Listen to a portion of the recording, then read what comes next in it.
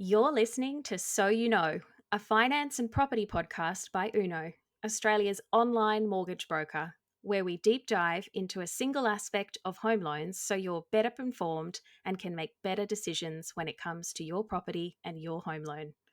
Please remember, nothing in this show should be considered financial or home loan advice.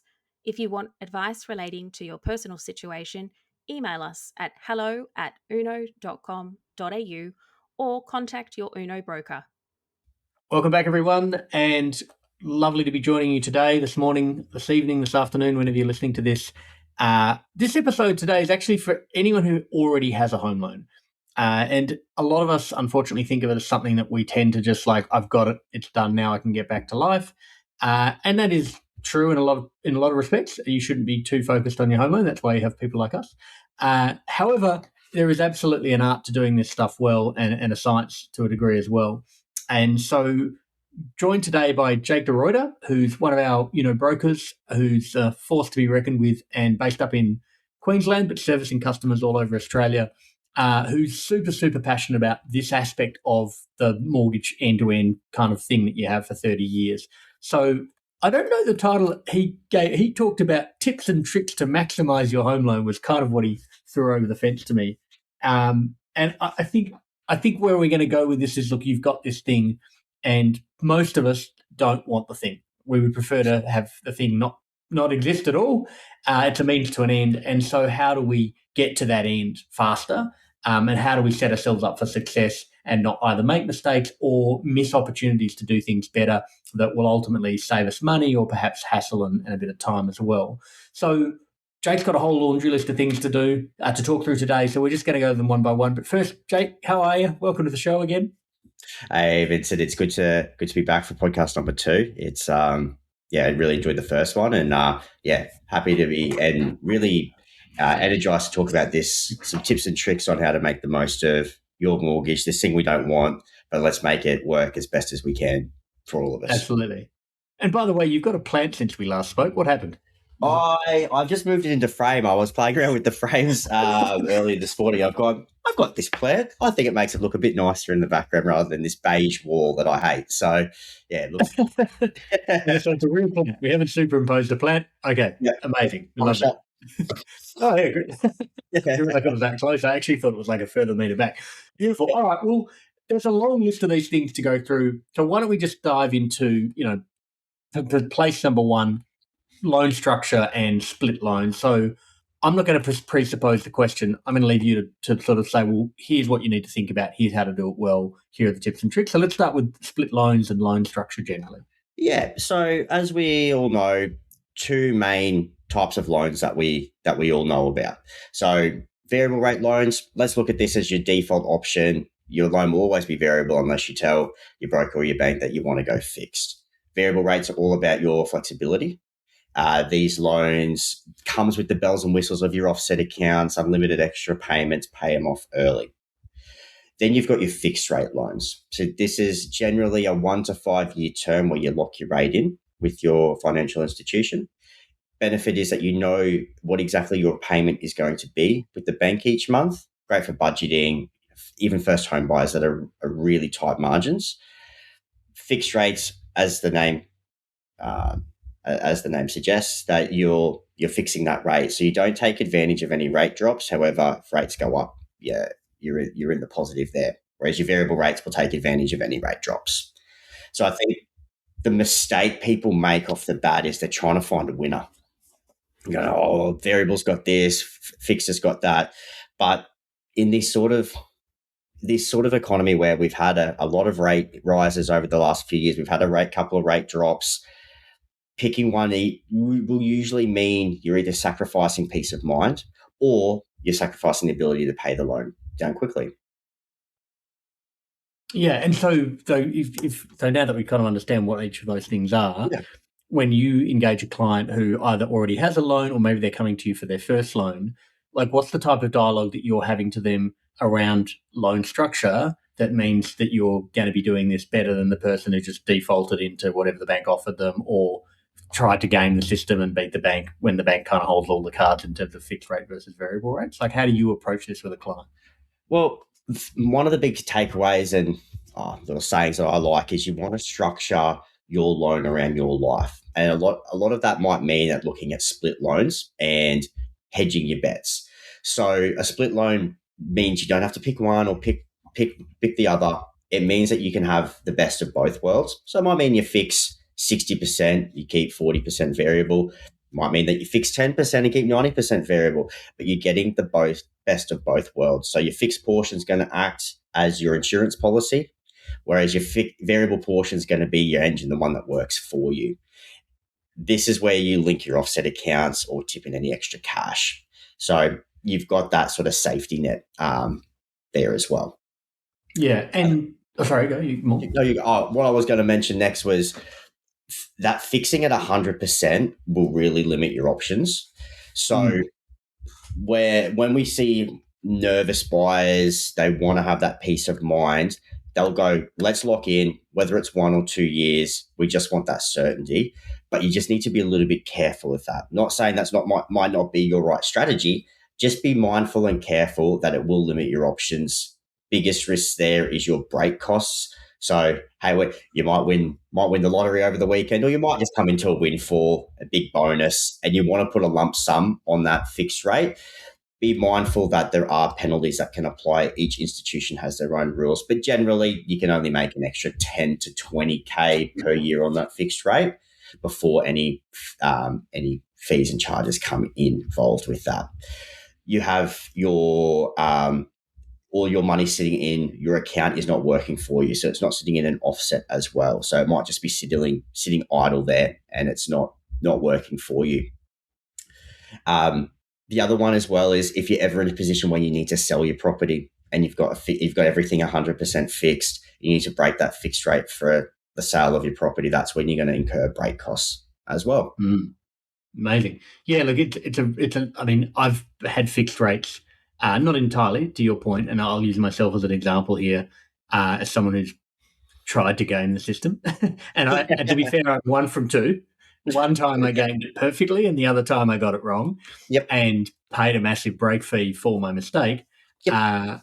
However, probably came out in the wash, I think, ahead, like all good gamblers. I think they did. Yeah.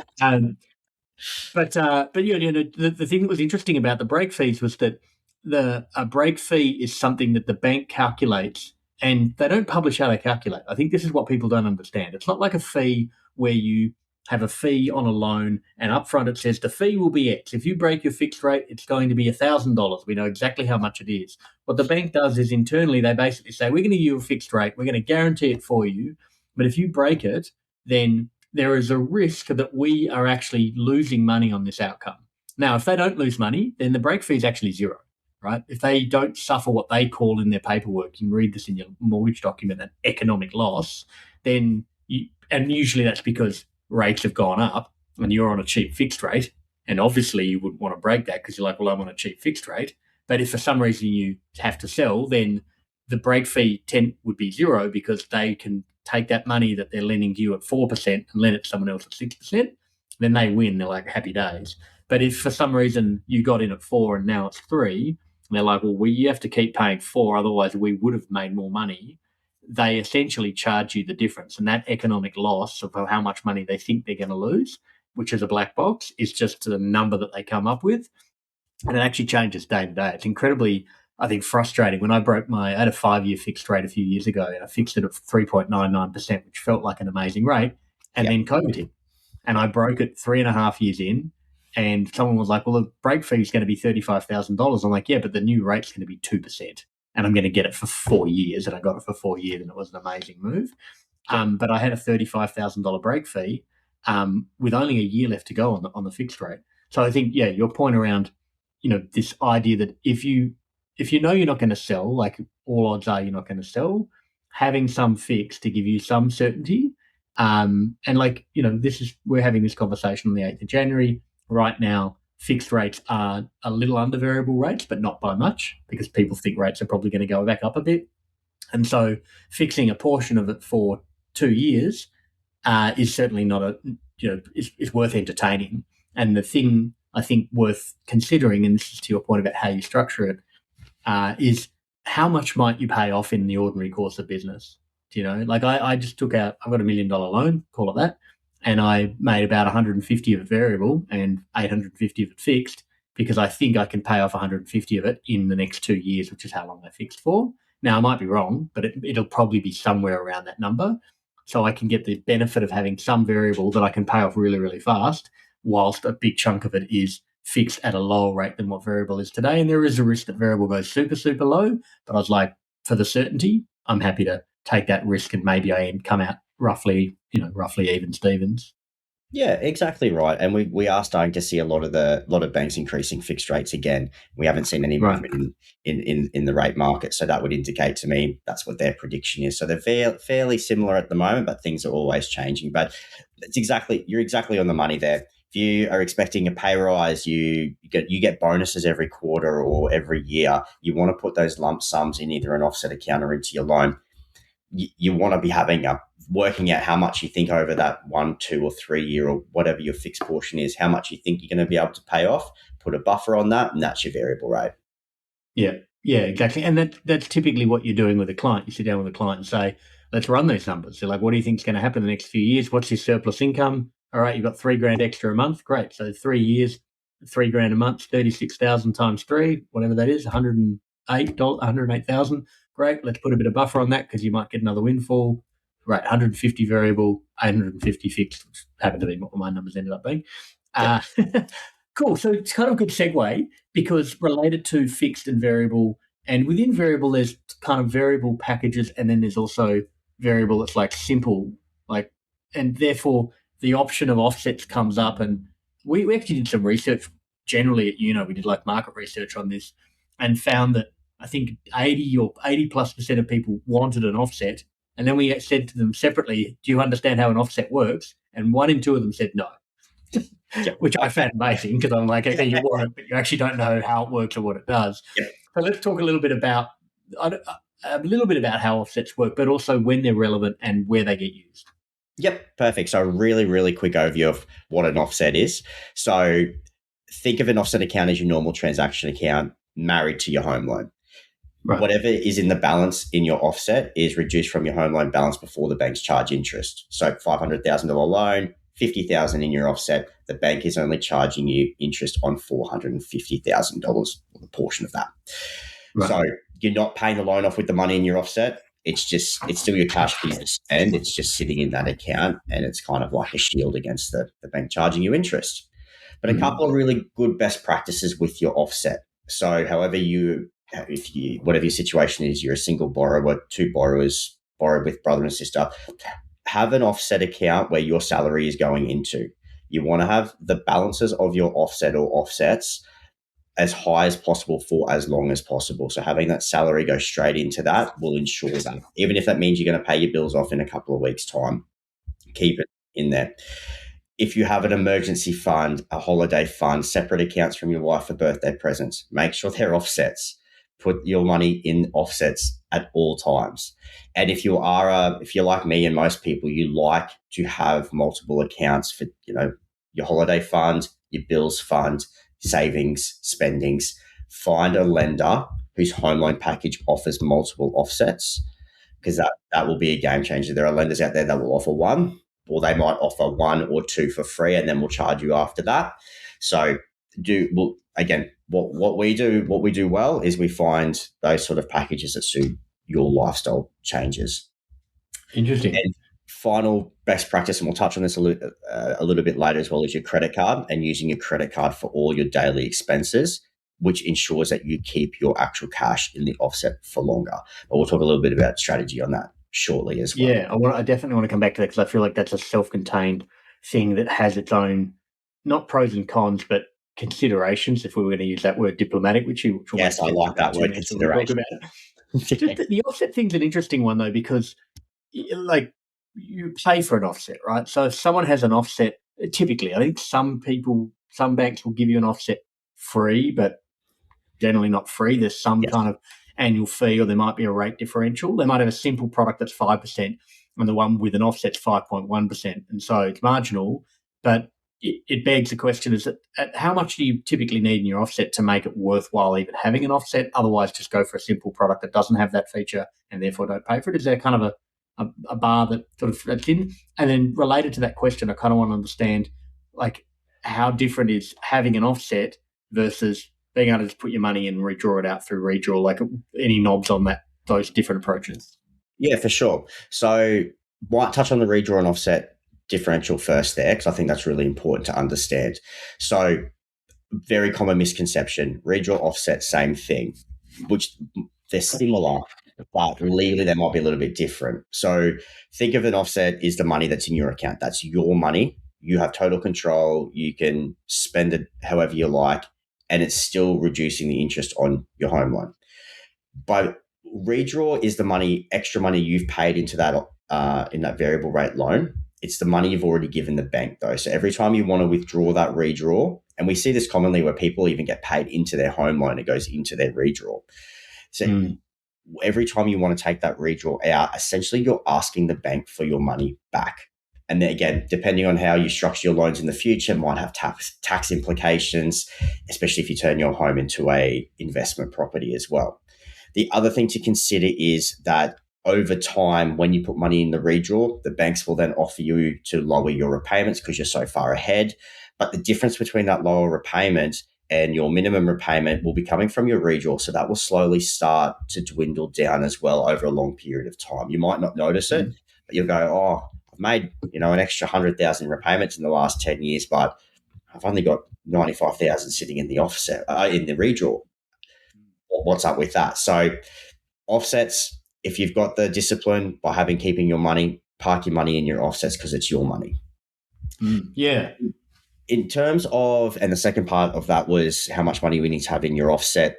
So we do calculations with every single client and scenario that we look at, whether it's going to be worth it or not.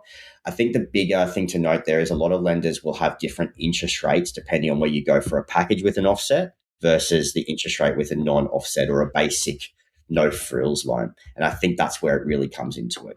So working out, it might be that you might get a 5.39% rate on an offset package and you're paying an annual fee, but you actually get a 5.32% on a no frills product with no annual fee. So then we'll have a workout. What do we think is going to sit in your offset? We'll have a look at what that annual fee does, add that into the calculations, and we'll work out what's going to be beneficial. Products are always evolving as well. So new institutions will bring out new ways they look at their packages too. So that's where I guess we come in because we have the knowledge over all of the banks, what their offerings are, and we sort of work out the best course of action. Yeah, understood. And there's something else that I don't fully understand, but maybe you come across this in your travels. The APRA and the law looks at money in an offset differently to money paid off a loan.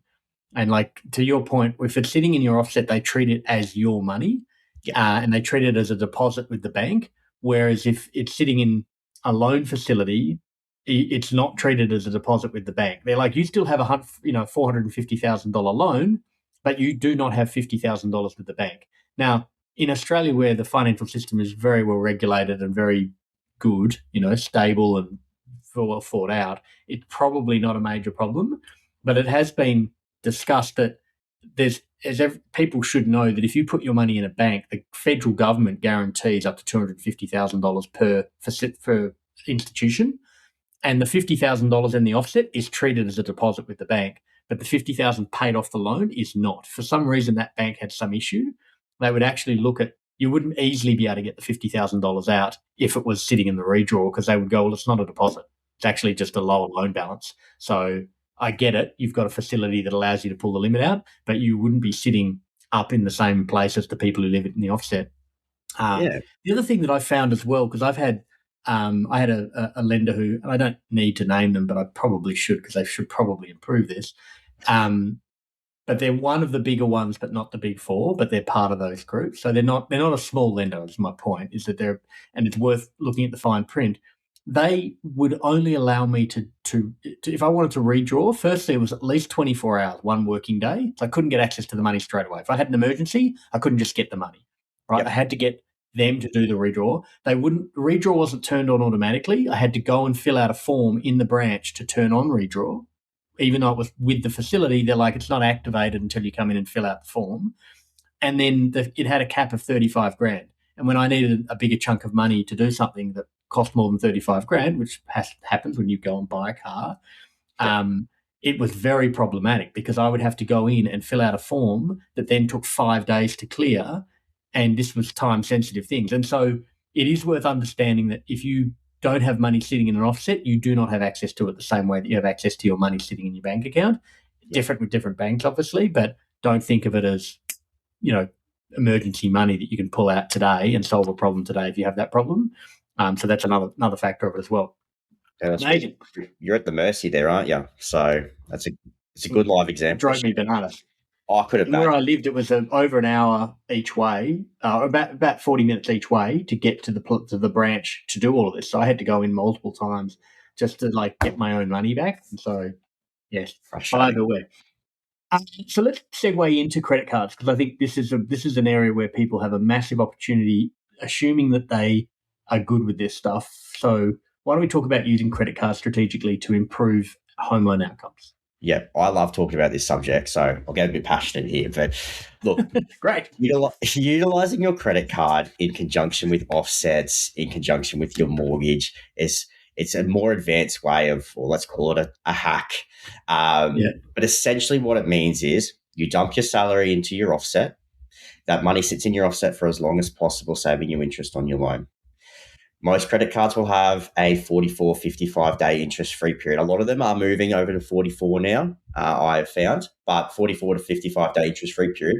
So you're putting all of your expenses that you can onto that credit card. Things that don't require a cash advance or anything like that. Chuck your groceries, your petrol, everything in between on your credit card. By putting it on your credit card, you're keeping that balance in your offset as high as possible for as long as possible. At the end of your cycle, so on that 44 or 55 days, you pay your credit card off in full. You're not accruing any interest. It's not costing you anything to have the credit card. The important thing here, or a couple of things to note, most banks will offer a free credit card within their home loan package. And this might be the tipping point if you're looking at a no frills or a home loan package to get that offset.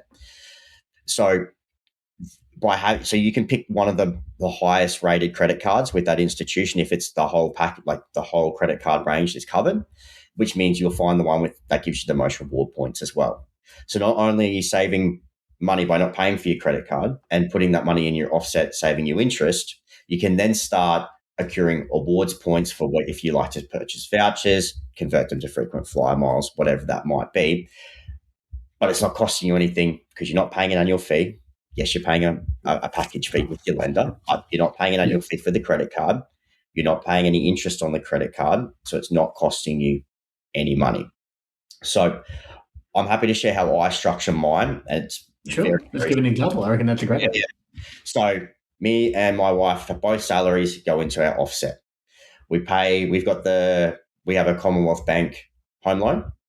We have what they call their wealth package or mortgage advantage package. So we pay that every year. That gives us offsets, discounts, things like that. We get the Commonwealth Bank Ultimate Rewards credit card. So that's their top of the line points earning credit card. That gives us 44 days interest free, which recently changed. We pay that off on the 44th day every single time. So there's no interest on our credit card, and the annual fee or weekly fee is already waived. Quick question there before you go on that. How do you pay it off? Does it automatically pay itself off so you don't have to think about it, or are you having to go in on the day and check the reminder? What's going on? So I used to be a control person where I like to make sure, and I'd have it set in my calendar. I've recently swapped over and changed on their direct debit or their auto payment, but I get the notifications. The auto payment's good because it will take it out, whether it's the day before that it needs to go, so it's all cleared in there, but bank to bank, it clears straight away. Got it. Okay, cool. Thank you. Keep going. From not only does this leave a high balance in my offset, as we've spoken about, but we get a load of the points that they offer as well. And it might not be the same amount of points that you get with an Amex, but you're paying $1,500 a year for that annual fee. Get a couple of lounge passes for free in the year as well. We convert our points to frequent flyers. In most years, we'll accumulate enough points to do an overseas holiday for free. As in a flights overseas for free for both me and the wife return most years on those points. The extra benefit as well, that card, and A lot of those high-end cards will come with free travel insurance. Obviously, make sure that it meets all of what you need. The end, I get extra points for overseas transactions with no transaction fee.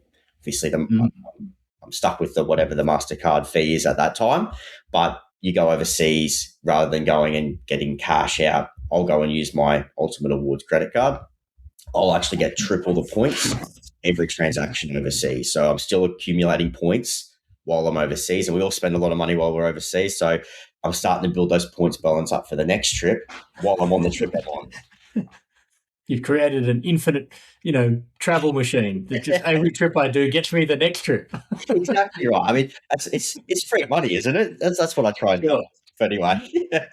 Well, I mean, in a way it is, but it relies on. This is why I asked the question about how you pay it off, because in days gone by, credit cards for a lot of people are a trap because of the obligation to manage this stuff. But if you're diligent about saying, look, I don't spend big on the thing, so I know, let's say someone who clears $10,000 a month in their salary and they've got a mortgage payment of $5,000 just to make the maths easy, and their monthly expenses for, they've obviously got a mortgage payment, so their fuel and food and eating out or whatever it is that they live their life, let's call it $4,000, right? So they know that it's somewhere going to be somewhere between $3,500 and $4,500 every single month. Some months are bigger because the car insurance came due, and that's $700 this month or whatever the thing is. But their day to day is every single thing goes on the card because I can use the card for absolutely everything except something that requires an actual cash payment. To your point, and I don't have to think about the fact that that money will go from this place to this place, and I have enough credit, like a credit limit, enough that if there is some month, like my January is terrible, it has basically every car, both cars are due, and all the other, it's like $1,700 that month. That doesn't happen in every other month. But outside of those all right, I have to think about that particular month. It's essentially on autopilot. I mean, that wasn't the reality 10 years ago. So that's what you can kind of set up for yourself now. Yeah, exactly. And again, making sure that you it's a fail safe by having that auto debit come out, whether it's the day before that's due. That saves any sort of, because things come up, right? If we're manually having to do it each month, and there's an emergency of something happens, and then you've just forgotten to pay it, and then everything that you saved over the year, you get this nice big interest payment because you've gone over the cap, and all of a sudden it's not worth it. So I think the really big golden rule, though, in this area is the psychology of it. So you're not spending, when we use our credit card, and even, I mean, there's that many studies on it when we're just using our plastic for it, whether it's a debit card rather than cash, it's easy for us to overspend. So you need to be disciplined to make sure you're not just, I'm paying it later. It's on a credit card. It's fine. Making sure you're disciplined, you're sticking to your budget, you're not overspending, because the minute that you can't pay the balance off in full, it's just not worth it anymore. Yeah, it very quickly becomes a problem. Like it goes from 0 to 25% or 23%, whatever the number is. Yeah, I think mine might be around that 23%. I think most credit cards are the same now. And just related question then. So you and your partner, you doing a budget? Like how, like you guys sit down once a month and say, here's where we're spending money? Like what is your rhythm and cadence just around being financially responsible generally? Yeah. So my partner likes to call me the Minister of Finance in our relationship. I'm guessing she's saying that in an endearing way. She's like, you're the police, that type of... It's more of a, you'll take care of it sort of thing, which is fine. No, right. Look, every 3 months, I do like an audit of my expenses. So we won't sit down and go, we're going to spend $250 on food this week, no more, no less. But every 3 months, I do an audit I'll go through my transactions. And because everything's on my credit card, I only have to look at one transaction account, right? So I'll go through, make sure, one, that we're not paying any extra subscriptions that we need to, have a look at what we're spending, making sure that, we're seeing that offset account that we've got is still building up savings for whatever our goals are. So again, it might take me 15 to 20 minutes every 3 months to do an audit and just make sure. An audit's a really formal term. I just like to do a check. And then, and we just, there'll be every single time there might be something. It might be an old Adobe membership or subscription that I don't use anymore. And I go, oh, cool, that's $20 back every month. Oh, we found out, I think last time it was we were a bit late on the audit. I think for about 5 months we paid for 2 Netflix accounts. So yeah, it just these things happen and we don't realize because we're all busy people, right? So doing this just Yeah, to make yeah, sure that you're keeping your spending on track.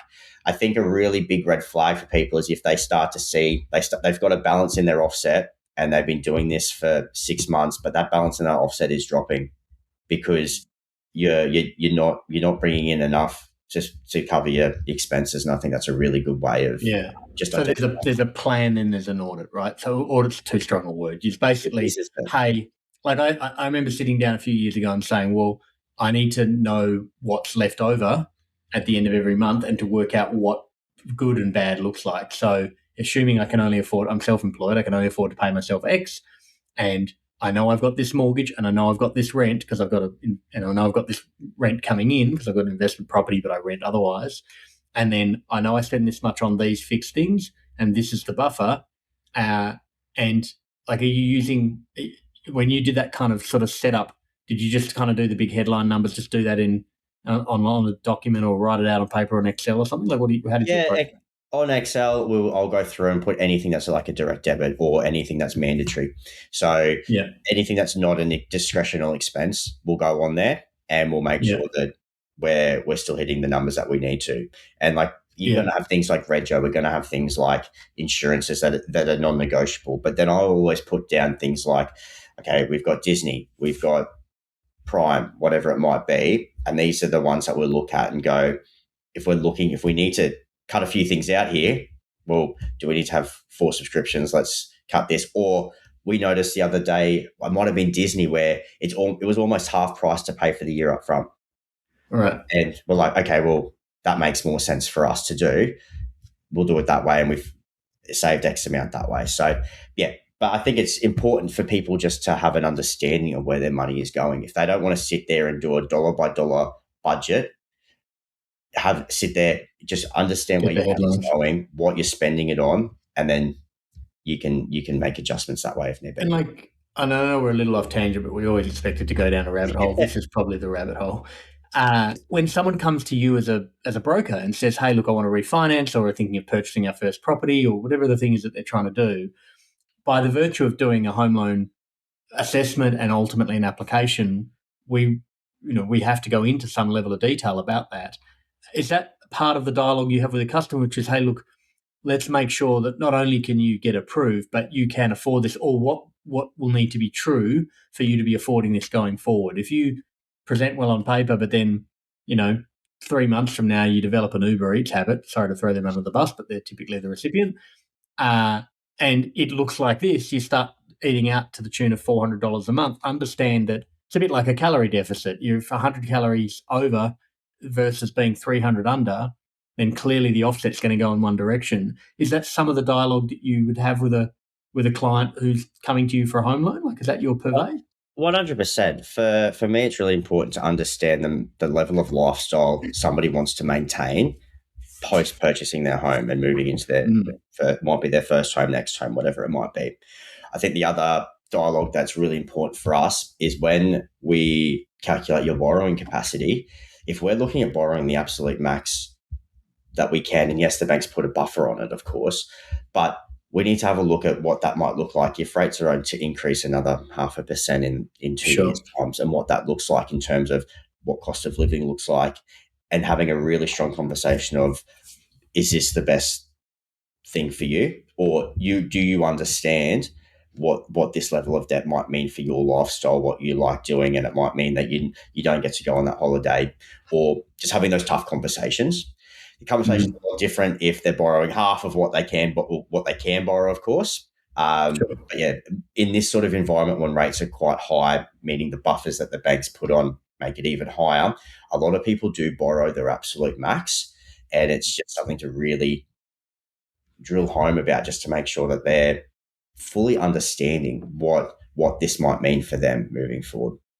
Yeah, and it's. I mean, this is why we talk about this. Why we have the show is that I think it's hard to talk to people about this stuff, especially if you're in not in a couple situation, or in a couple situation where one person really wants to talk about it and the other person, one person's the minister of finance, to use your point, uh, and the other. I mean, look, there's definitely challenges where one person's like, "I'm not interested," and the other person's like, "Well, we need to be interested because it's our joint money." But I think it's I wouldn't say stigmatized, but it's a touchy subject. People are either nervous or they're unsure about it, or they don't necessarily want to, reveal their cards, which is I occasionally do like to go down to the pub and put $80 into a pokie machine. I'm not a, prolific gambler. I don't have a gambling problem, Yep. but I certainly have money that goes out the back door, and I'm not proud of what that represents. It's not the money so much. I can afford the $80, but I don't want people, my partner, the bank, whatever. And the reality is, this juncture, that it is a bit of a come to Jesus moment. You have to be able to, you want to talk about this stuff and at least you're better to have the data and have the conversation and be able to be ready to take action if rates do go up or your work situation changes or whatever it is, and really know your numbers, even if it's not something you go in with a fine-tooth comb more than, say, you said 15 minutes a quarter. All right, super interesting. So moving on, just in terms of other loan structure-related things, one that comes up a lot is this idea of weekly, fortnightly, monthly payments. The banks tend to default to monthly. May not be a huge thing, but help me understand why someone would do other options or what optimal might look like generally. Yep. So when your payment frequency is really going to matter is your fixed rate loans, and if you've got a variable rate loan without offsets or a no frills type loan. So some of the biggest wins you can get is by changing those monthly repayments. Like you said, that's the default option. You go to your bank, you go to your broker, you don't tell them how you want your payments to be set up, or it's just been set up as a default as monthly. You've left it and it just comes out every single month, and that's your default, right? What tends to happen here is your banks will have a full 30 days to build up that total interest charge on the full balance before that payment is made. Banks' interest is calculated daily but charged monthly. So they, at the end of every day, if your loan is 700,000, it will at the end of the day go, cool, 700,000, you're at 5.5%. That's your daily interest charge, and it calculates over the full month. So if you're going to change your frequency to weekly or fortnightly, you're lowering that balance ever so slightly every single payment. So it's just that small amount of savings every single cycle. However, these loans aren't 6 months long, right? We're looking at 20, 25, 30-year loan terms. That's all going to add up. Got another live example. I just ran some really quick numbers. So a live example of an extra repayment and what that look like. So there's a hidden benefit, let's call them fortnightly payments in this scenario, where if you're paying monthly, you've been doing that for a year, that's what the default option was. For argument's sake, that's $4,000 a month. Nice even number. If you then go and change your payment to fortnightly, and we'll set that at half that amount, so that's $2,000. So if we do the math here, if you're making those monthly repayments, you're making 12 payments a year, 12 payments. That's 12 months in a year, right? If you're now making 26 fortnightly payments at that half amount, you're not paying more often. You aren't just paying more often. You're making one full extra monthly repayment in that single year, right? So it might not feel like too much, and it just feels like you're paying that fortnightly amount. But over a 30-year loan term, in most cases, is going to save you 4 to 6 years off your mortgage. Real life example, $700K loan. If you use this trick, say it was 4,000, it's now down to 2,000 a fortnight. You're going to pay your loan off 5 years quicker, and over the loan term, you're going to save about $137,000 by just going monthly. Real money, and then real money. So going from monthly, halving that, setting that as your fortnightly payment. Yeah, and in the thing that's really doing the work, the heavy lifting here, is essentially extra repayments. But what you're doing is tricking yourself in some ways to make an extra repayment that you kind of don't notice. And I think in a lot of things, and this is why I asked that question about how you pay off the credit card, a lot of what will help you get ahead on your home loan, once you get the initial structure right, okay, how much fixed, how much variable, based on how much additional income you have, and therefore how quickly you can pay the thing down, make sure you don't fix it all, blah, blah, blah, is ways that you can automate having the right money in the right place at the right time, so that you either spend less money or the money that you have is working more effectively on your home loan without you having to really think about it. And this fortnightly hack is a great one, because people in their head think, there's 2 fortnights in a month, and there is, except for 2 months of the year when there's 3.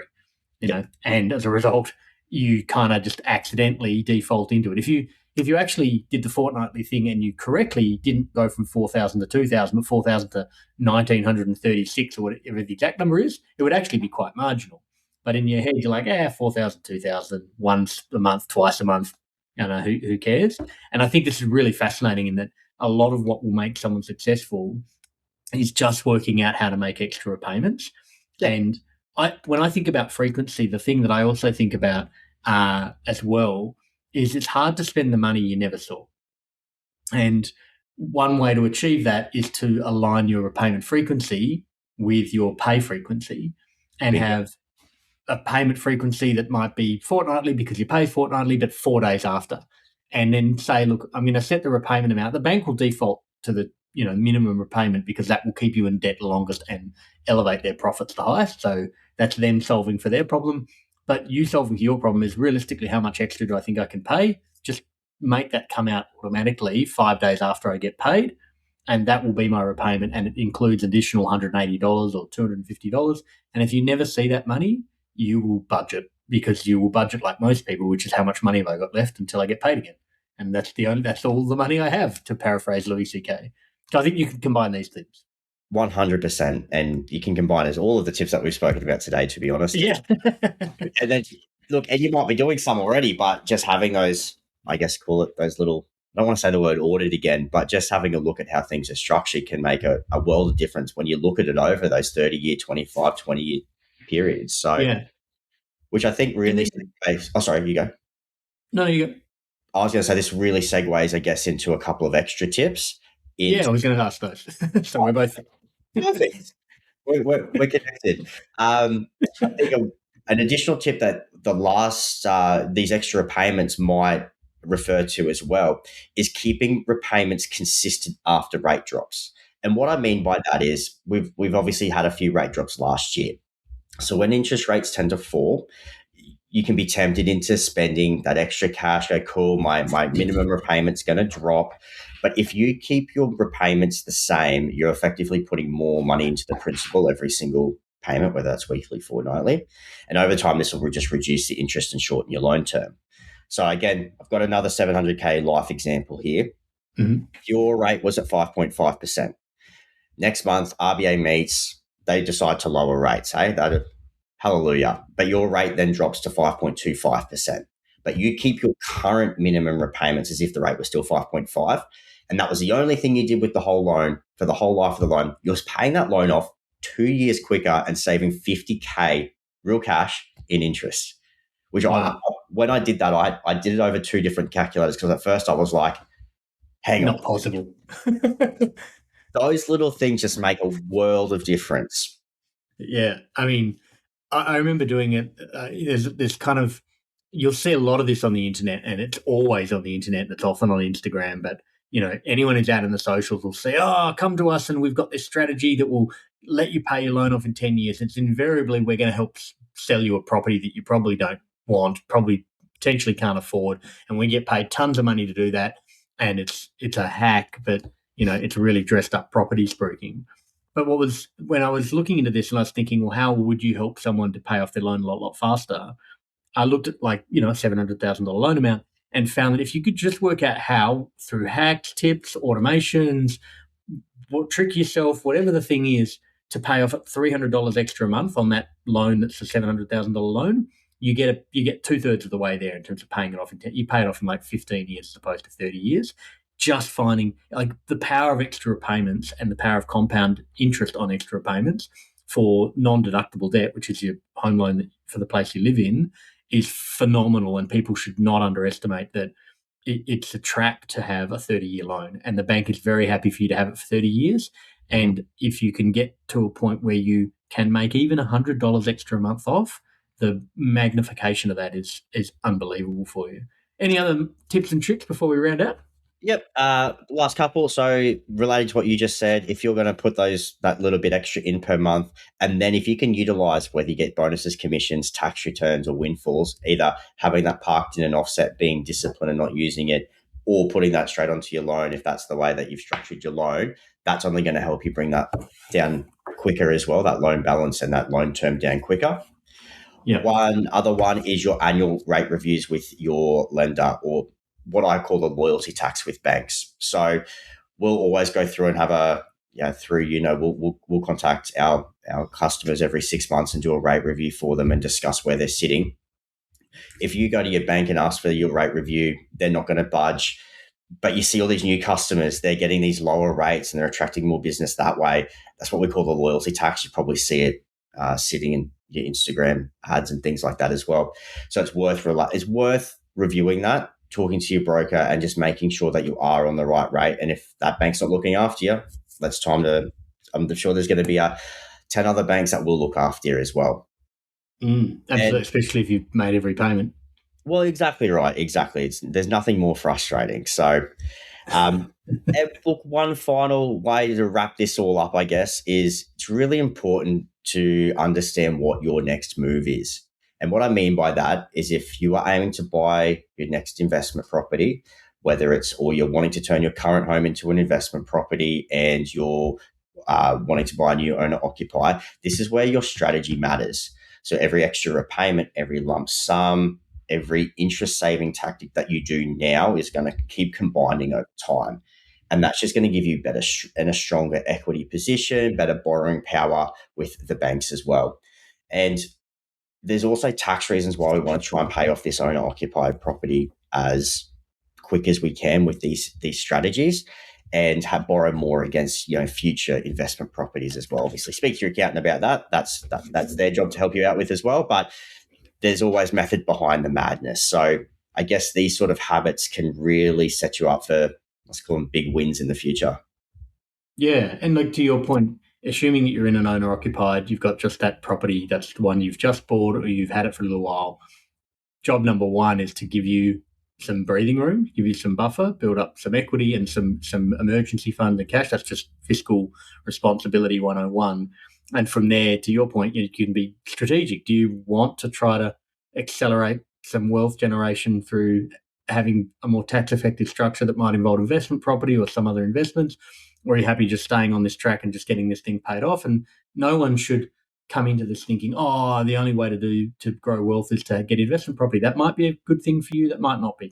For some people, the hassle and the risk and the amount of headspace that takes is just not great. For some other people, the best use of funds that they have is actually to reinvest in themselves, to get more educated, to go and pursue higher paying jobs, to invest in a business that they're generating. So there's no one thing. I would say, yes, there's a conversation with an accountant, but if you have a broker who understands the journey you're on and can help challenge some of your thinking and pace that out for you, that's a big part of the role of the broker. Isn't just, I need a loan now, can you get me a good one or replace the one I've got? It's, where does this fit into the larger journey? And the relationship you have with your broker over a long period of time is critical to getting you where you want to go faster, with less risk, with less heartache. I had one question for you that kind of relates to everything we've talked about today as an action point.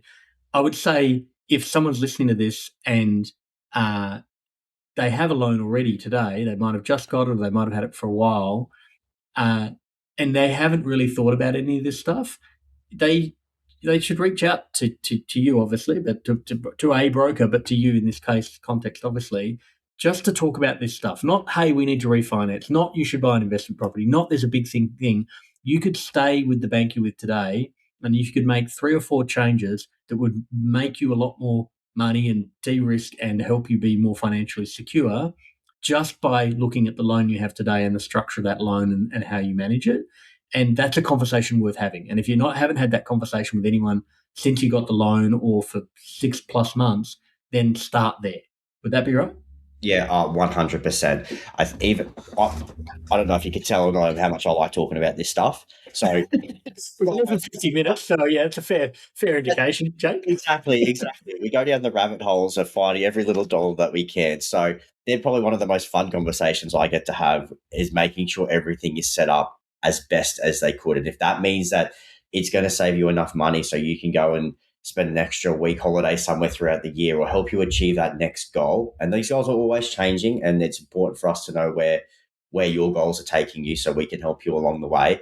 But I love talking about this sort of stuff. Get in touch, just have a yarn with us, and we'll go through and we'll make sure everything is set up correctly, understand what your next moves are and how we're going to get you there quicker.